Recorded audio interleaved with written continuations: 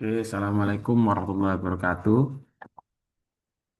Eh, Langsung saja ya, biar nggak terlalu lama. Saya sedikit mengulang materi yang lalu terkait the end of the age of reason, eh, terkait sudah beralihnya era-era reasons kayak cogito ergo sum, I think therefore I am dan lain sebagainya karena banyaknya peperangan. Jadi ilmu ini membawa dampak yang baik dan juga dampak buruk juga. Akhirnya lahir alat-alat peperangan yang menghasilkan banyak sekali eh, kematian-kematian dan akhirnya reasons ini bukan menjadi kebenaran yang utama, tapi ada kebenaran-kebenaran yang lain seperti afektif tentang emosi, perasaan, bahkan ada yang psikomotorik dan lain-lain kalau dihubungkan dengan dunia pendidikan.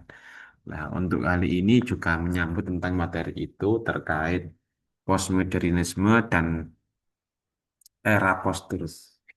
Jadi ketika kebenaran tidak lagi tunggal, reason tidak menjadi tunggal, lantas apa yang jadi pondasi kebenaran? Kita lanjutkan. Kita langsung saja slide berikutnya.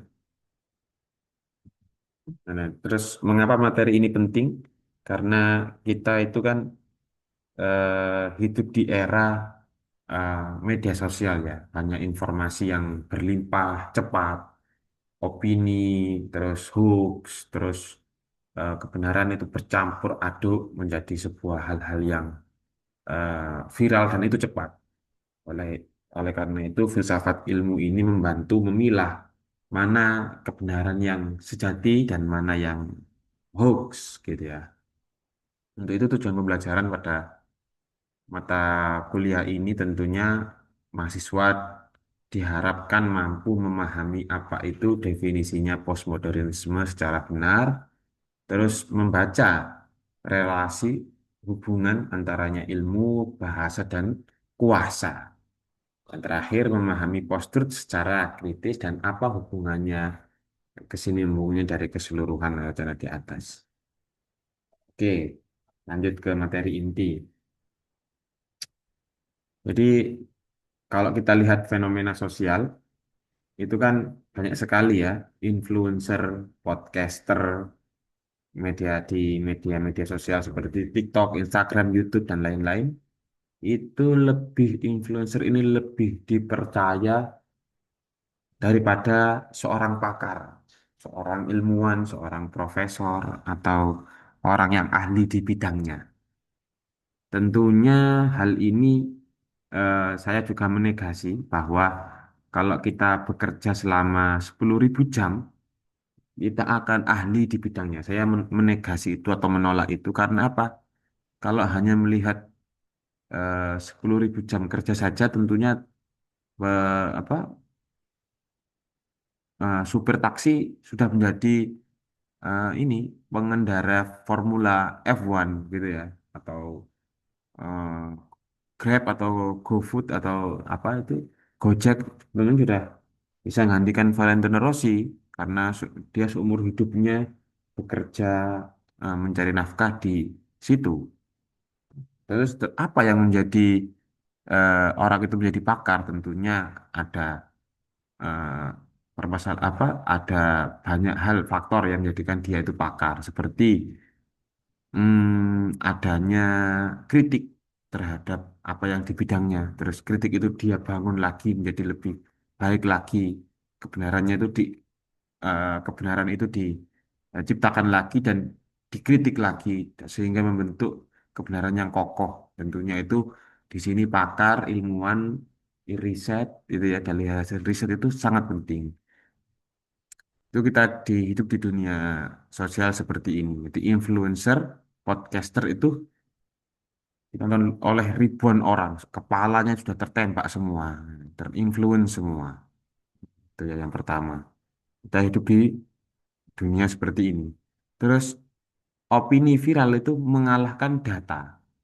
Jadi opini-opini penggiringan-penggiringan media sosial, framing media sosial tentunya mengalahkan data yang sebenarnya ada. Contoh kemarin kan Bapak Menteri SDM Bapak Bahlil itu kan dibuat meme karena banyak eh, SPBU yang dioplos dengan air atau dioplos dengan kandungan-kandungan yang lain. Tentunya sepihak ini tentunya tidak menjadi tolak ukur kebenaran karena buktinya kemarin di podcastnya siapa gitu saya lupa. Pak Bahlil sudah memberikan jawaban yang tentunya akhirnya memaklumi, akhirnya masyarakat memaklumi. Nah, jadi ini sangat berbahaya karena masyarakat kita mudah sekali digiring opininya menjadi lebih viral-viral gitu, gitu. Terus emosi lebih kuat daripada fakta. Fakta-fakta ya sama ya, emosi misalkan ada yang apa ada guru yang dipenjara, akhirnya kita kan iba begitu kan ya. Padahal dia guru, kok kenapa kok dipenjara? Kalau lihat faktanya ternyata tidak, gurunya ternyata melakukan pencabulan misalkan. Ya. Nah, hal-hal ini tentunya tidak boleh dilakukan oleh seorang akademisi, terutama mahasiswa. Harus pelan-pelan, harus bijaksana dalam mengambil sebuah sikap. Lanjut. Contohnya, hoax-hoax kesehatan misalkan yang sudah terjadi gitu ya. Seperti em, merokok itu berbahaya gitu misalkan ya merokok membunuhmu ya semua bisa membunuh kalau terlalu berlebihan bahkan ada yang hal lebih berbahaya daripada rokok tapi tetap dilegalkan di dunia kesehatan contoh gula jadi pembunuh terbanyak di dunia ini sebenarnya bukan rokok tapi gula ya tapi hal ini menjadi ini menjadi hoax kesehatan karena gula tidak dilarang di apa penggunaan gula tidak dilarang di iklan-iklan atau di packagingnya gula gula membunuhmu kan tidak lah hal ini perlu adanya ini ya perlu adanya pemikiran ulang dari teman-teman atau potongan ceramah tanpa konteks ya penggalan-penggalan ceramah yang akhirnya memecah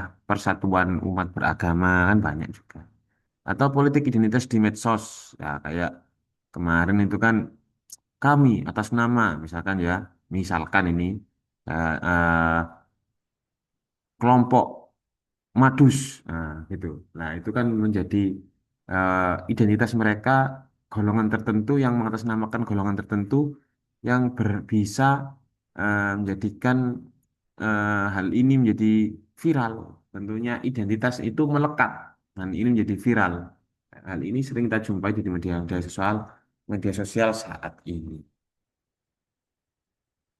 terus dari apa permasalahan-permasalahan tadi itu apakah ini menjadi sebuah krisis moral ataukah ini fokus ke krisis cara berpikir kita yang memahami sebuah berita atau hal-hal yang viral?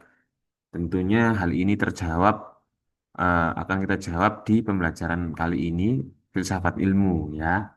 Fokus materinya itu postmodernisme dan di era bergelimangnya atau di era post-truth gitu. Terus kita fokus ke postmodernisme dulu. Apa tuh postmodernisme? Jadi postmodernisme adalah kritik terhadap kebenaran itu tidak selalu tunggal. Selalu ada dualisme, ada multi kebenaran, tidak hanya serta-merta kebenaran itu milik seseorang. Nah, bisa jadi satu orang ini karena dia berkuasa, akhirnya yang benar, yang karena dia minoritas dan dia benar, akhirnya tersingkirkan gitu. Atau yang dia berduit, akhirnya dia itu kebenarannya mutlak. Nah, ini kan berbahaya. Padahal apa orang-orang masyarakat di Indonesia mayoritasnya bukan yang punya duit, ya, yang menengah ke bawah justru begitu.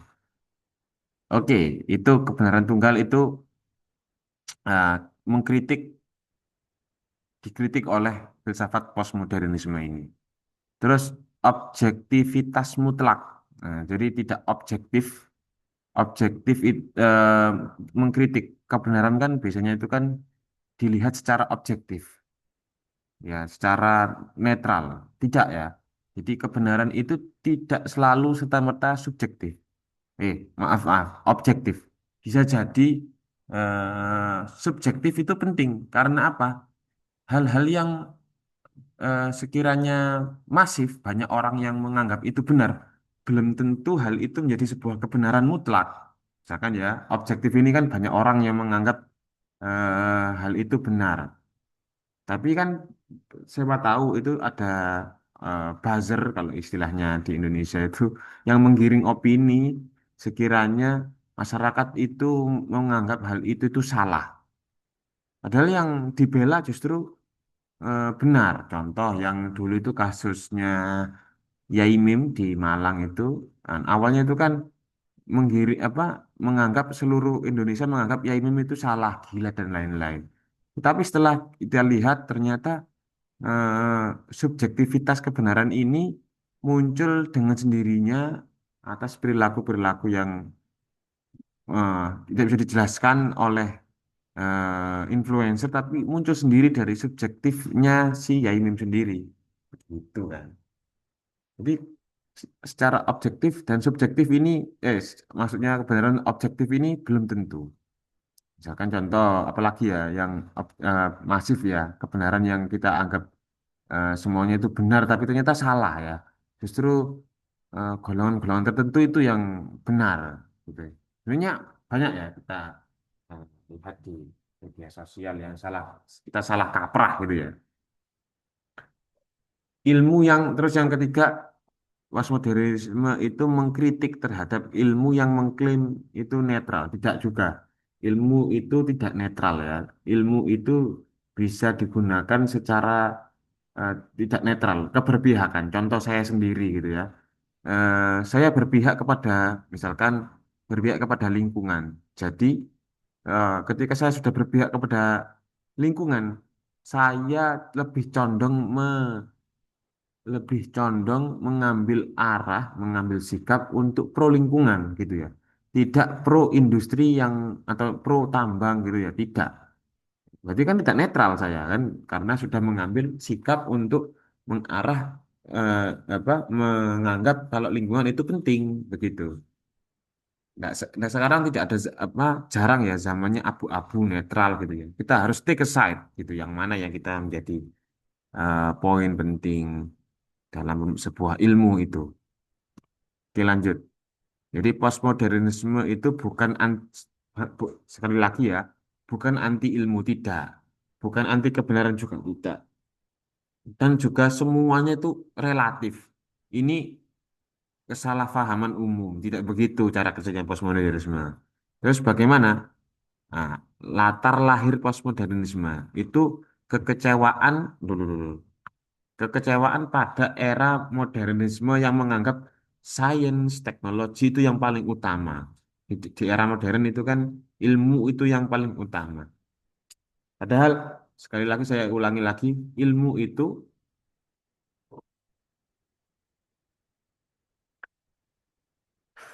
menghasilkan teknologi. Teknologi menghasilkan alat. Alat ini bisa digunakan untuk peperangan. Bisa juga memicu kekerasan justru. Teknologi media sosial itu kan lahir dari HP. HP ini kan bisa melengsarkan, bisa menggulingkan kekuasaan, bisa memperkeruh suasana kan bisa. Internet itu kan bisa. Jadi tidak selalu eh, ilmu itu baik. Seperti dua mata pisau yang sama-sama tajam. Bisa digunakan untuk kebaikan. Kalau digunakan untuk kebaikan, bisa juga untuk kejelekan jika itu digunakan untuk hal-hal yang jelek. Jadi ilmu ini bisa dipakai juga untuk menindas. Begitu. Itulah kritik kita kepada materi postmodernisme ini. Oke, lanjut. Secara singkat, modernisme singkat ya, keyakinan modernisme itu akal menyelamatkan manusia dan ilmu selalu membawa kemajuan. Jadi akal ini bisa menyelamatkan manusia dan ilmu selalu membawa kemajuan. Dan ini belum tentu belum pasti.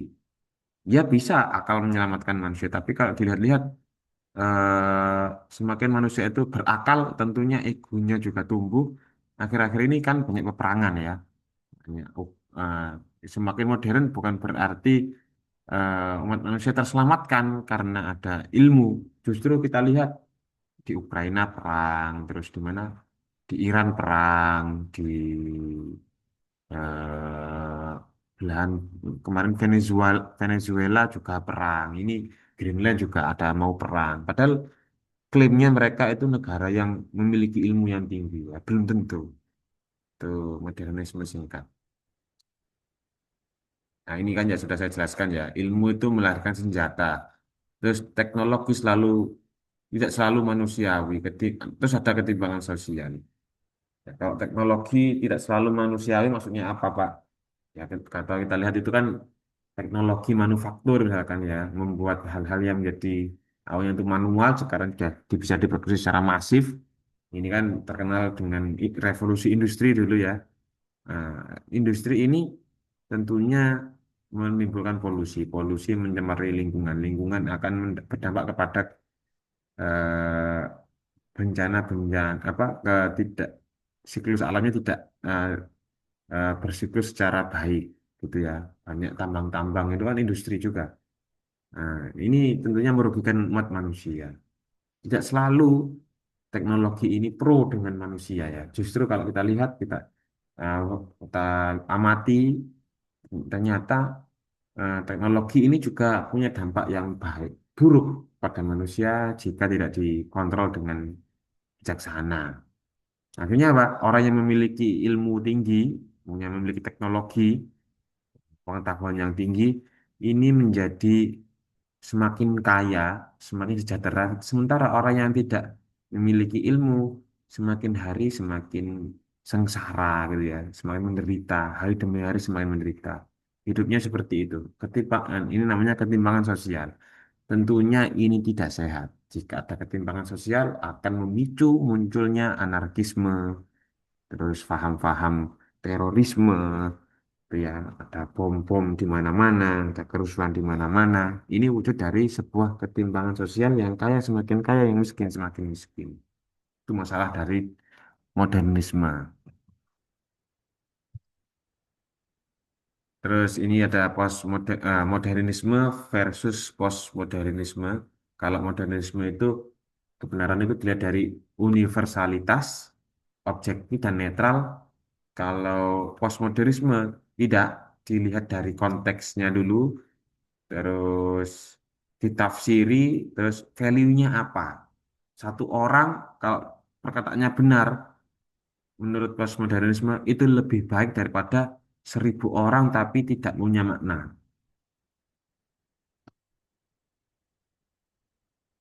Begitu ya. Saya lanjutkan. Tokoh-tokoh yang ini ya mempioneri postmodernisme ini ada Jean, bedanya gimana ya? Francois Lyotard. Jadi dia menolak grand naratif. Di belakang nanti saya jelaskan grand naratif. Ya, narasi-narasi yang besar gitu ya. Ada yang Foucault, Michael Foucault ini terkenal banget ya. Ilmu itu selalu terkait kuasa. Jadi kita jelaskan. Grand naratif dulu. Apa itu grand naratif? Grand naratif itu cerita besar yang dianggap selalu benar. Jadi menolak grand naratif. Jadi cerita-cerita besar itu ditolak sama si postmodernisme ini. Tidak selalu hal-hal yang viral, yang besar itu belum tentu benar gitu. Apa ya yang pengetahuan yang kita anggap benar itu ya. Contohnya yang viral gitu ya, apa ya?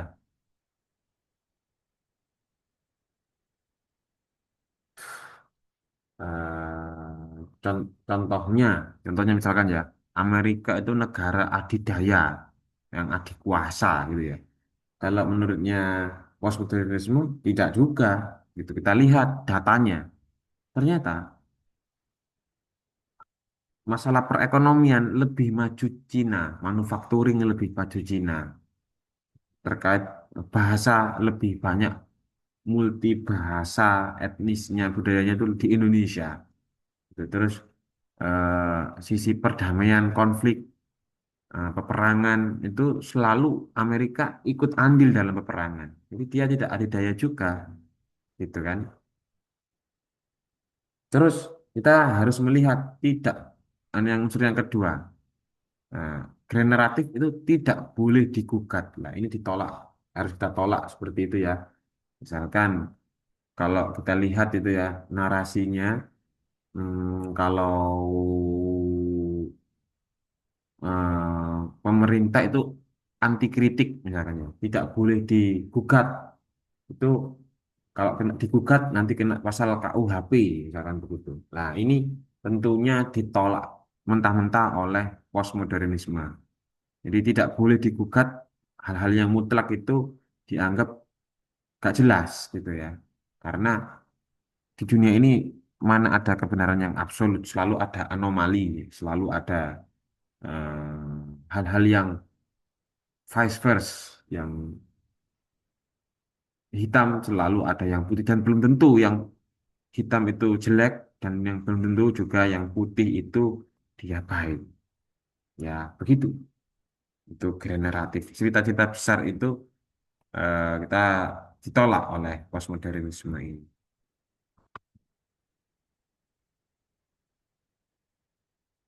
Cara berpikirnya bagaimana?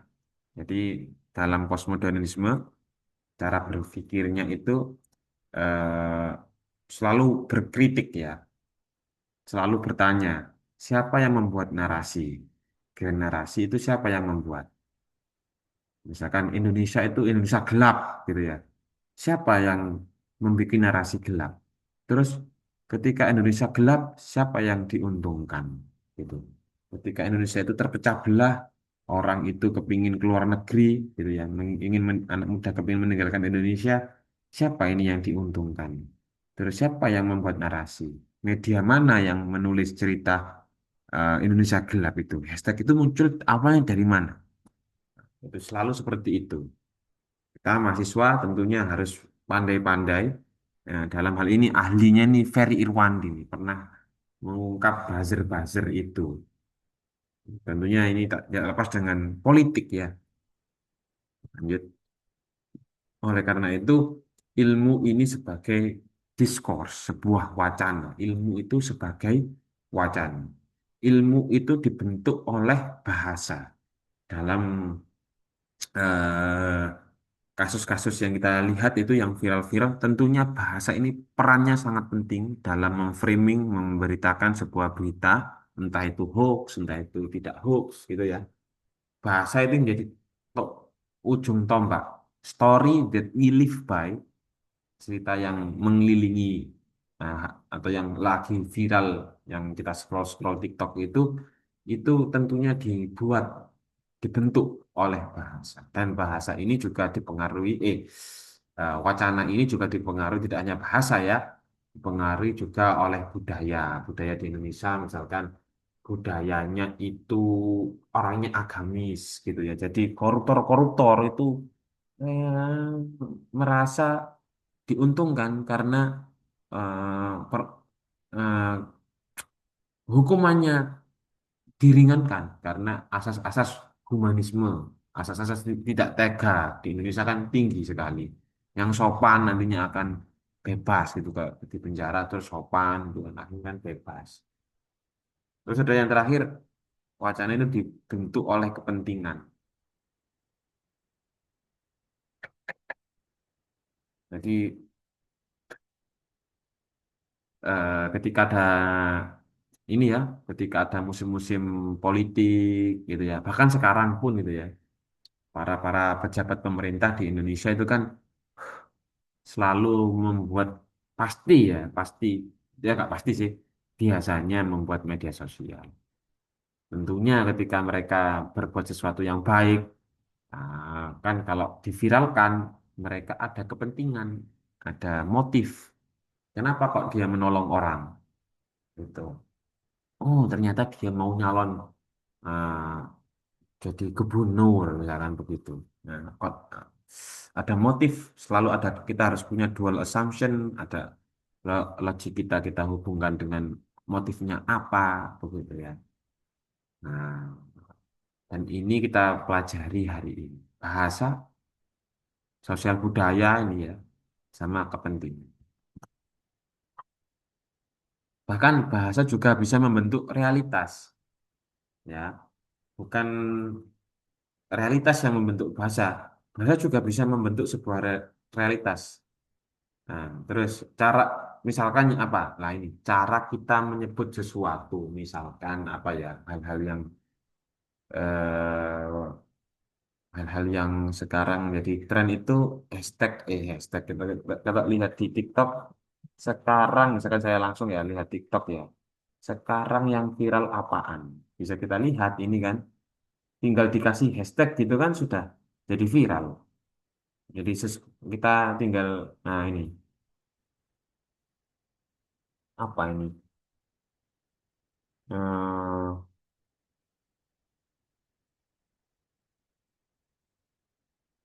agen Mossad begitu-begitu ya beritanya ya, di Google aja sekarang ini ada berita apa.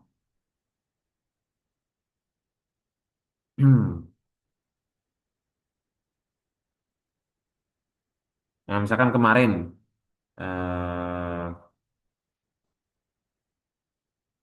jangan nih, jangan hal-hal yang sensitif ya. Apa ya? eh jadi bahasa itu membentuk realitas. Jadi akan ada ini ya, apa sih? eh hal-hal yang sudah kita bayangkan dan hal ini belum terjadi. Contoh, eh eh, imajinasi ini menjadi hal-hal yang penting. Karena siapa sih yang membentuk sebuah realitas itu? Apa sih? Contohnya apa ya? Contohnya apa ya yang biar cepat ini ya kemarin itu ya. Sebentar. Saya lihat di TikTok nih, ya.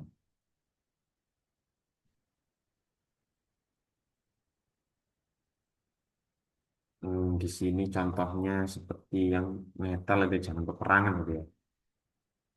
Jadi intinya pokoknya begini. Misalkan ya kita ngomongkan korupsi. Sederhana aja jangan apa. Saya tadi apa ragu-ragu bilang korupsi gitu. Nanti kamu kok takutnya nggak setuju dengan saya. Tapi nggak apa-lah kita ngomong aja korupsi gitu ya. eh, Realitasnya kan begini, realitasnya kan eh, ada realitas yang sama. Seseorang mengambil uang negara, gitu ya. Itu kan disebut korupsi. Langsung kita menganggap itu jahat dan itu kriminal. Terus kita ngomongkan kesalahan administrasi atau penyalahgunaan wewenang. Terdengar agak ringan kan ya, terdengar bisa dimaklumi kan. Kesalahan administrasi salah, salah menulis nol gitu misalkan begitu. Nah, peristiwanya sama, tapi kata yang kita pakai membuat kita itu bereaksinya pun berbeda. Nah, ini bahasa itu penting. Kenapa? Karena membentuk sebuah realitas. Kita ngomongkan korupsi, langsung dianggap jahat, kriminal, gitu. Atau maling ayam, gitu ya, langsung kita gebukin. Jambret, langsung kita bunuh, gitu. Padahal korupsi ini jauh lebih besar nominalnya daripada eh, apa pencuri sepeda motor gitu. Bahkan ada yang istilahnya itu penyalahgunaan wewenang gitu ya, atau kesalahan administrasi, maladministrasi, sama-sama dia itu merugikan negara, mengambil uang negara sama-sama, tapi kesalahan administrasi atau penyalahgunaan wewenang ini menjadi terdengar agak ringan dan bisa dimaklumi. Apa hukumannya lebih bisa diringankan. Nah, jadi bahasa itu membentuk sebuah penilaian moral. Contoh ya lagi ya yang lain ya dari media dan politik misalkan aksi massa di jalan itu kan disebutnya kan demonstrasi. Nah, kalau kita itu memahaminya itu kan dipahami sebagai hak demokrasi karena bersuara itu kan ya demonstrasi itu kita pahami sebagai hak demokrasi. Tapi kalau kita lihat sisi yang lain, kita juga bisa melihat hal itu aksi massa di jalan, aksi demonstrasi di jalan itu kan juga kita lihat bisa jadi kerusuhan. Di- Dan hal ini tentunya dipahami oleh negara itu rusuh, dipahami sebagai ancaman kedaulatan negara, ancaman keamanan.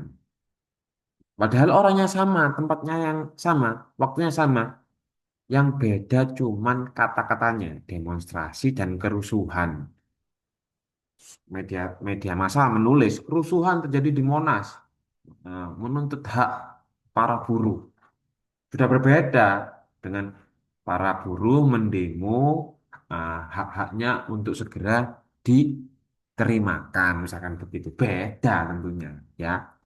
Jadi bahasa ini membentuk sebuah realitas dan mempengaruhi cara kita juga memahaminya. Mau apa lagi? Jadi jelaskan lagi banyak kok sebenarnya. Contoh apa lagi ya? Hmm. Misalkan kamu ya mahasiswa, saya mahasiswa itu disebut misalkan bodoh, terus kita sebut juga lemah akademik, kita sebut juga sedang berkembang, bodoh, lemah akademik, sedang berkembang, ya.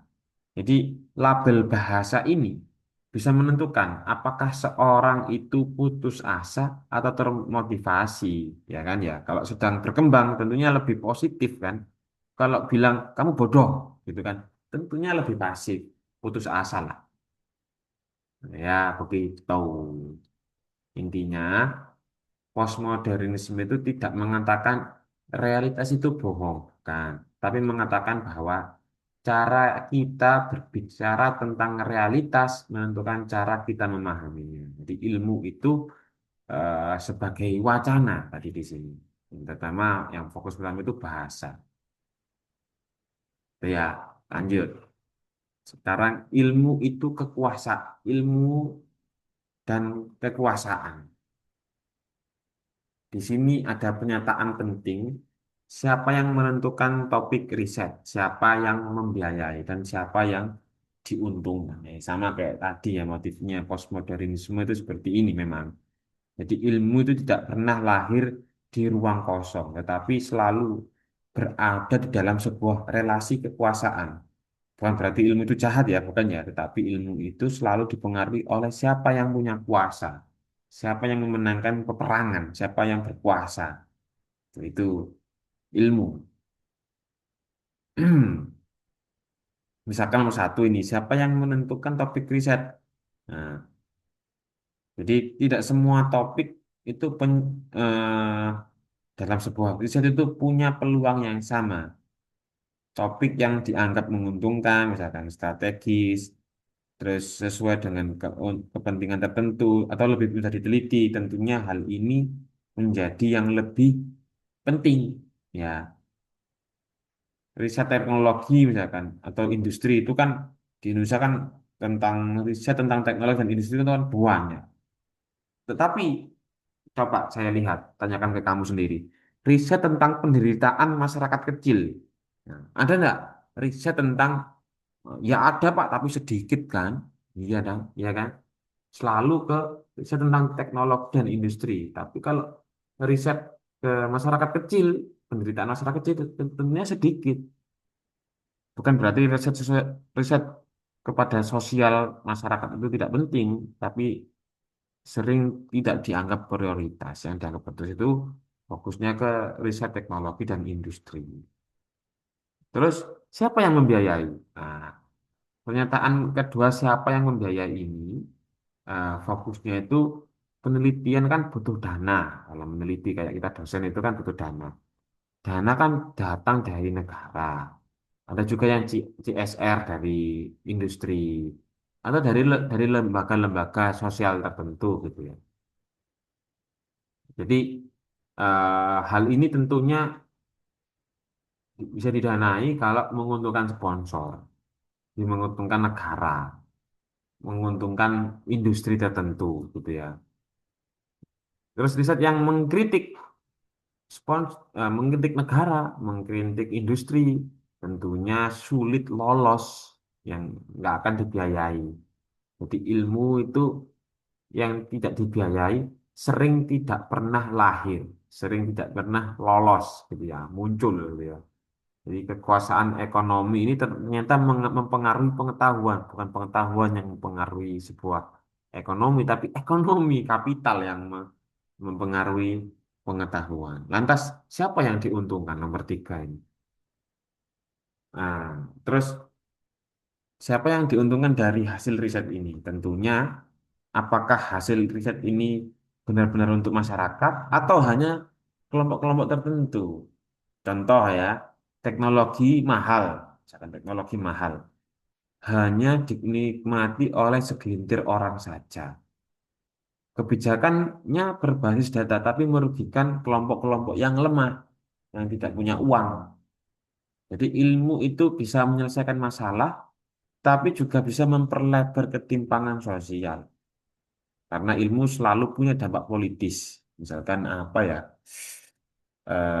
Teknologi membuat ini teknologi industri manufacturing untuk agar cepat logistik ini tersampaikan dibuatlah jalan tol. Ya, mana mungkin jalan tol ini dilalui oleh masyarakat miskin, tentunya orang-orang yang punya duit saja kan yang diuntungkan, yang pengusaha-pengusaha saja kan biar apa namanya logistik mereka tepat cepat, nah ya tersalurkan dengan cepat gitu kan ya. Kalau pengguna-pengguna kendaraan pribadi kan ya tidak. Yang paling diuntungkan kan ya yang punya industri. Gitu. Itulah kenapa kemarin saya diskusi dengan teman saya Fatoni, eh, mobil solar tidak akan pernah habis. Karena apa? Logistik-logistik yang dimuat oleh truk-truk besar itu semuanya berbahan bakar solar dan pasti akan murah. Tuh. Iya kan?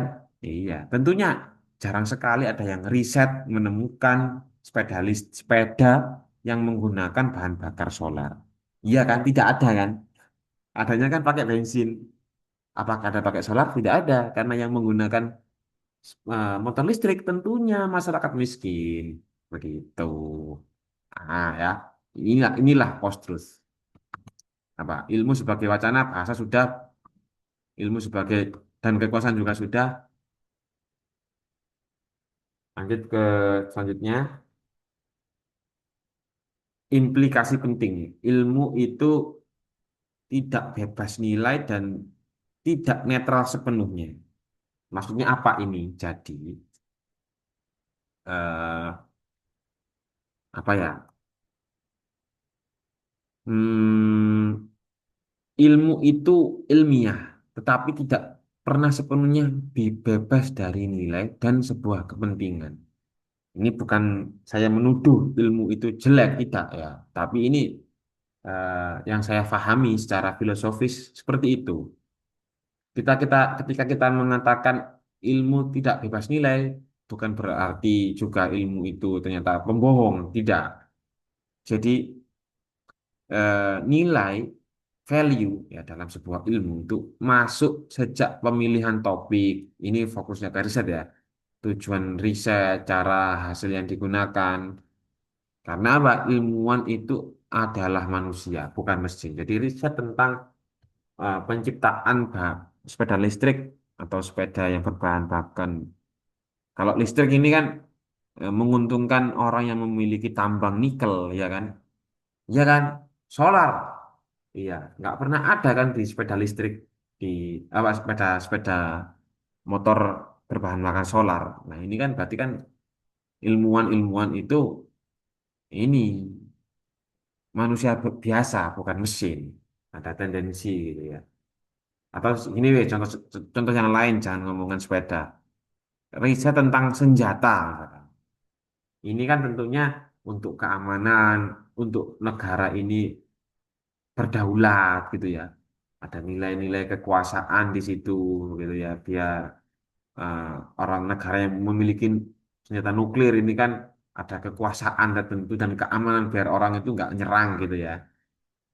Tapi di riset pendidikan itu ada nilai-nilai kemanusiaan. Dan di riset industri itu ada nilai-nilai ekonomi. Jadi ilmu itu selalu membawa nilai-nilai dari orang yang menggunakannya. Nah, terus bagaimana Pak kalau ilmu itu tidak netral? Jadi ilmu itu bisa berdampak pada kelompok-kelompok yang berbeda, tidak netral. Saya jelaskan ya. Hmm. Jadi tadi itu, satu riset itu menguntungkan kelompok tertentu, tapi juga bisa merugikan kelompok-kelompok yang lain. Nah, dan ini tentunya membuat kesenjangan di dalam ketimpangan gitu ya. Ya, sudah. Untuk kali ini cukup, sudah waktunya sudah selesai. Terima kasih ya. Nanti UASnya minggu depan. Semoga bermanfaat. Assalamualaikum warahmatullahi wabarakatuh.